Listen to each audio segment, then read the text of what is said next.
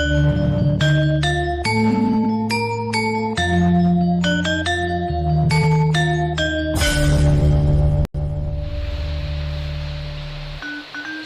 dan bahagia.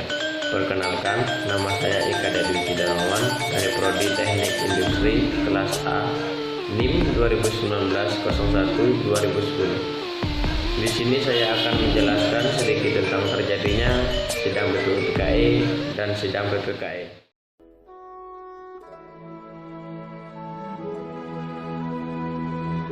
Menjelang tahun 1945, Jepang mengalami kekalahan di Asia Timur Raya.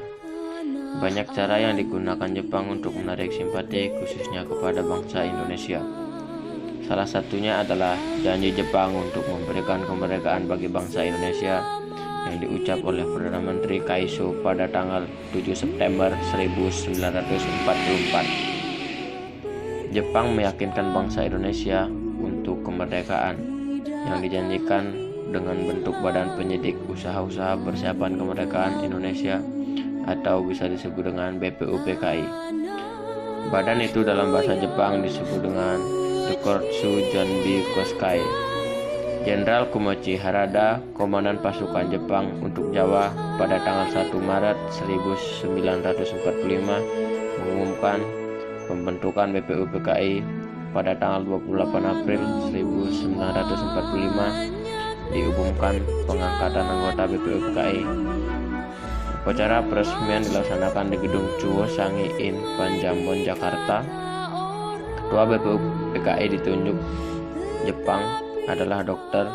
Ranjiman Widyoningrat. Wakilnya adalah Isbengshi dari Jepang dan sebagai sekretarisnya adalah R.P. Suroso. Jumlah anggota BPUPKI adalah 63 orang yang mewakili seluruh Indonesia, ditambah 7 orang tanpa hak suara.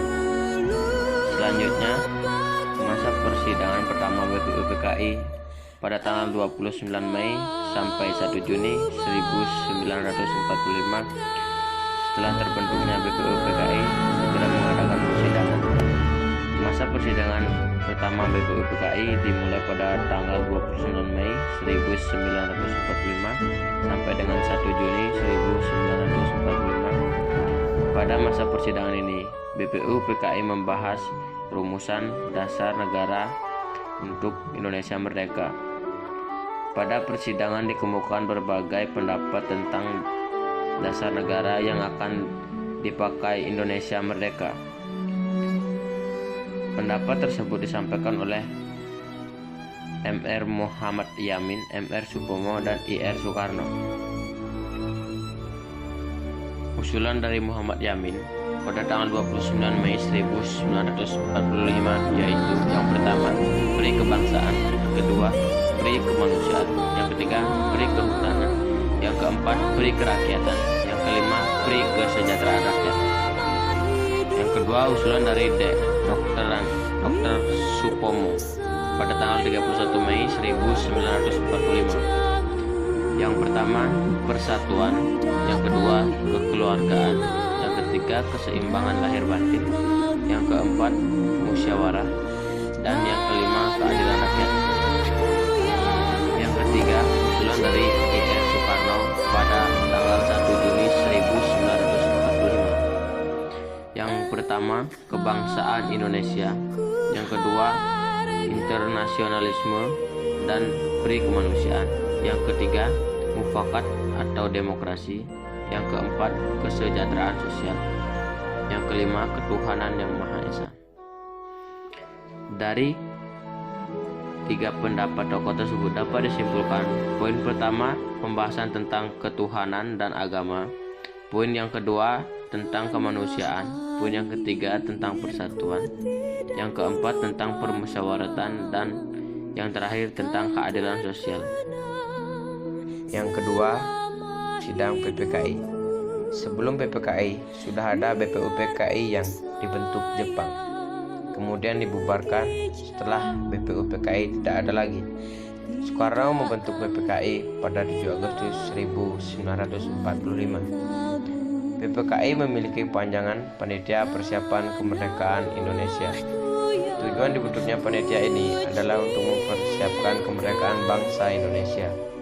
Sebelumnya juga telah terbentuk BPUPKI, namun karena menurut Jepang, BPUPKI terlalu cepat dalam mengambil keputusan kemerdekaan Indonesia, maka dibubarkan. Baru kemudian dibentuk PPKI tepatnya pada tanggal 7 Agustus 1945 dengan Insinyur Soekarno sebagai ketuanya.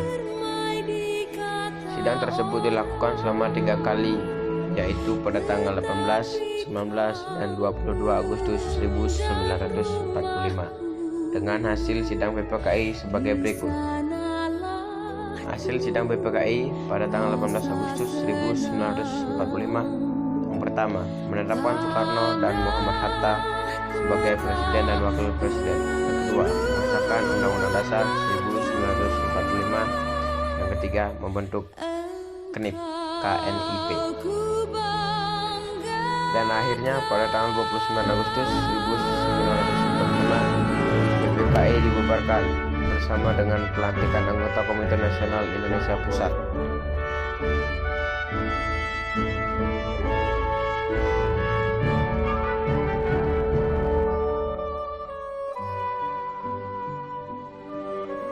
Oke, sekian materi yang dapat saya jelaskan. Kurang lebihnya saya mohon maaf. Jika ada tutur kata yang salah, yang kurang berkenan, saya minta maaf. Akhir kata, salam dan bahagia.